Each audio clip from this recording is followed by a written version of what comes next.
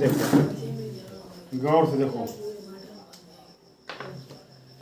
ये देखो, ये ओ से लेकर के ए तक, ओ से लेकर के ए तक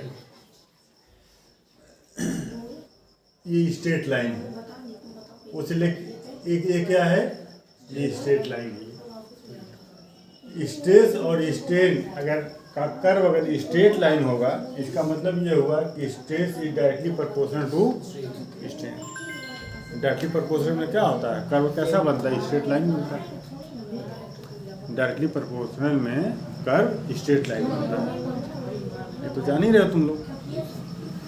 तो अब ये स्ट्रेट लाइन बन रहा है, इसका मतलब ये हुआ है कि कर्व ओ से लेके ओ ए ये स्ट्रेट लाइन है।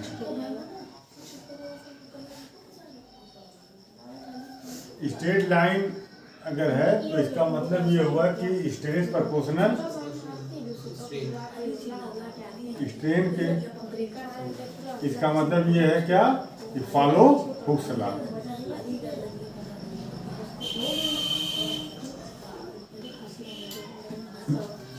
ओ से लेकर के ए तक तो हुक्स लॉ को ये फॉलो कर रहा है, बात समझे, यही ना हुक्स लॉ है। अगर स्ट्रेस प्रोपोर्शनल स्ट्रेन, तो यही हुक्स लॉ है, तो ये प्रोपोर्शनलिटी वाला ये जो ग्राफ बनेगा वो स्ट्रेट लाइन बनेगा।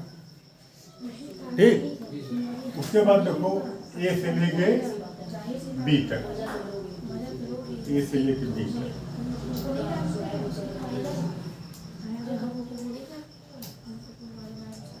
ए से लेके बी तक देखो ये कर्व है, ये स्ट्रेट लाइन नहीं है ना, स्ट्रेट लाइन नहीं है। तो स्ट्रेट लाइन ना होने का मतलब है कि हुक्स लॉ को ये फॉलो नहीं कर रहा है। ए से लेके बी तक does not follow Hooke's law. Hooke's law को ये फॉलो नहीं कर रहा है, मगर अगर हम डिफॉर्मिंग फोर्स को हटा लें, यहाँ बी तक, हालांकि ए से बी तक ये हुक्स लॉ को फॉलो नहीं कर रहा है, उसके बाद भी अगर हम डिफॉर्मिंग फोर्स को रिमूव कर लें, हटा लें, तो ये आ जाएगा कहाँ पर, जीरो पर ये आ जाएगा, फौरन वापस आ जाएगा। बात समझ में, अगर हम हटा लें तो वो अपनी जगह पर चला जाएगा वापस। इसको हमने खींचा, बढ़ा दिया, स्ट्रेन बढ़ते कहाँ तक गया, ए तक गया। ए तक तो स्ट्रेस और स्ट्रेन दोनों प्रोपोर्शनल है। उसके बाद और आपने इसको खींचा तो अब प्रोपोर्शनल नहीं रहेगा ए से लेकर बी तक, मगर बी तक यहाँ तक इसको लाने के बाद अगर आप छोड़ दें तो फिर वो चला जाएगा अपनी जगह पर। इसका मतलब है कि ये पूरा इलास्टिक रीजन है, ये ओ से लेके बी तक पूरा इलास्टिक रीजन है। इलास्टिक क्या होता है, आप किसी रबर को खींचिए, छोड़ देने के बाद अपनी पुरानी जगह पर चला जाए, वही तो इलास्टिक रीजन है। तो ओ से बी तक क्या है, इलास्टिक रीजन है।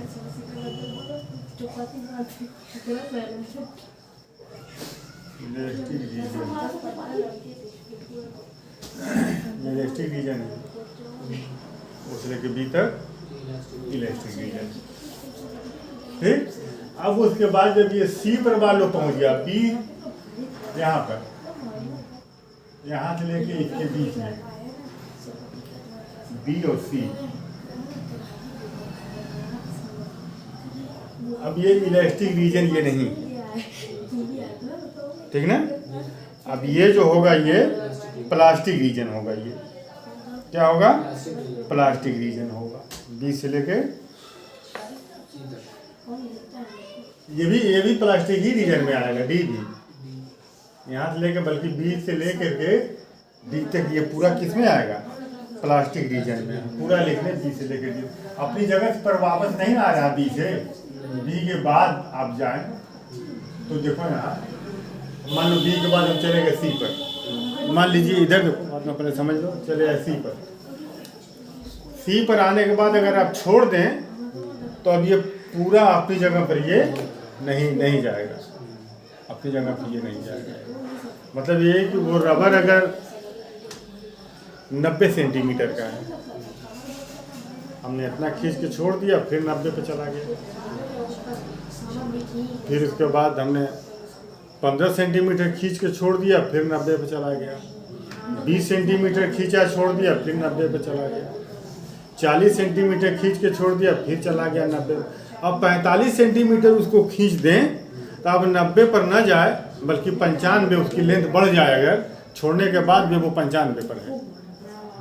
ऐसा होता है ना, रबर को बार बार अगर खींचा जाए है ना तो वो बढ़ जाता है। प्लास्टिक जो लगती है कपड़ों में, देखे हो ना, बार बार जब खिंचाता है तो वो बढ़ जाता है। ठीक, तो अब इसके बाद बी से लेकर के डी तक ये प्लास्टिक रीजन है।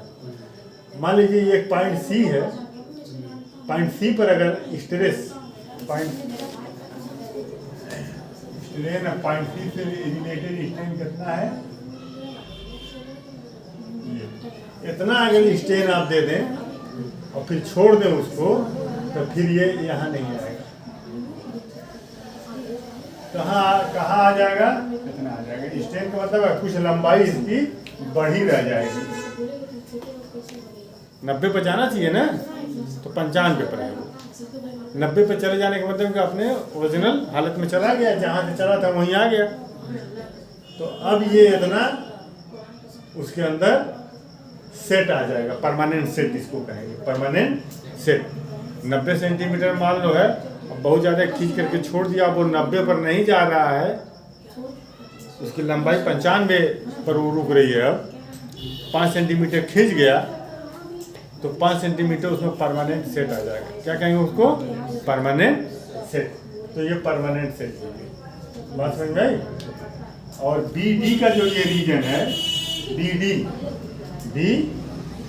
से लेके डी तक, ये प्लास्टिक रीजन है।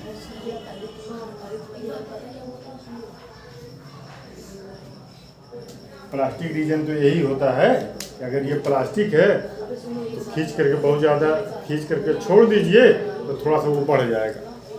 होता है ना प्लास्टिक में, थोड़ा सा ये अगर प्लास्टिक है ऐसे खींच करके छोड़ दीजिए ऐसे, तो ये थोड़ा सा इसमें, ये देखो ये सेट आ गया, परमानेंट सेट। ये अपनी जगह पर नहीं गया। तो ये बी से लेके डी तक प्लास्टिक रीजन है।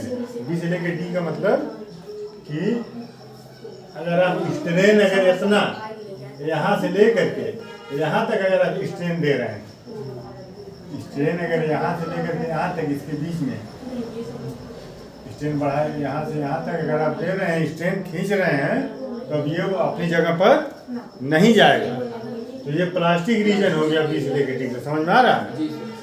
अब देखो, अब ये डी है, अब जब ये डी पर पहुँचा ना, तब क्या होगा।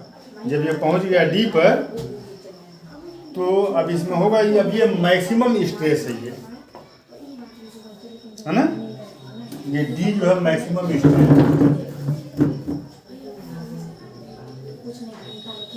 इससे रिलेटेड जो यहाँ पे स्ट्रेस है, ये मैक्सिमम स्ट्रेस है।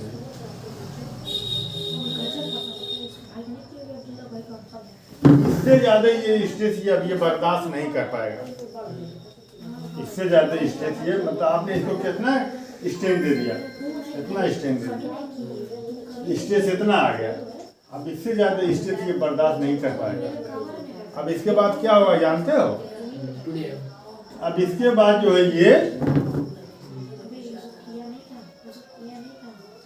नीचे आना शुरू, बड़े तेजी के साथ ये नीचे आना शुरू हो जाएगा। अब इसके बाद ये तेजी से आना शुरू हो जाएगा। हटा लोगे अगर तुम फोर्स, डिफॉर्मिंग फोर्स तुम हटा लोगे, तो भी क्या होगा, नीचे ही आना शुरू हो जाएगा, खींचना शुरू हो जाएगा। अब ये लिक्विड की तरह से अब ये बिहेव करने लगेगा। लिक्विड की तरह से ये बिहेव करने लगेगा। तुमने हटा दिया डिफॉर्मिंग फोर्स, उसके बाद अब ये रुकेगा नहीं, वापस तो जाने की बात आप छोड़ दीजिए, वापस जाने की बात आप छोड़ दीजिए, डिफॉर्मिंग फोर्स हटाने के बाद भी अब ये रुकेगा नहीं, खींचता ही चला जाएगा। ठीक, और जब ये पहुंचेगा यहाँ पर ये, तो क्या होगा, फट से टूट जाएगा, फ्रैक्चर पॉइंट, ये फ्रैक्चर पॉइंट।